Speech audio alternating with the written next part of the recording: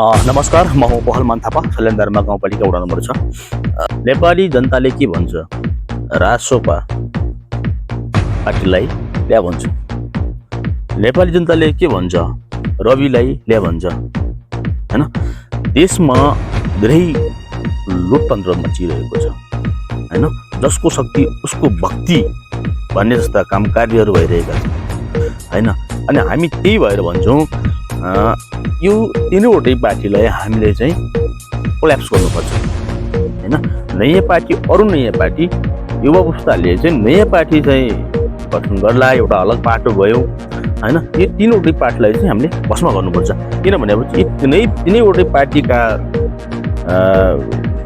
जडियाहरूले गर्दा देश बिग्रेको छ। एउटा मान्छेलाई अन्यायको हद नगर्नुहोस्।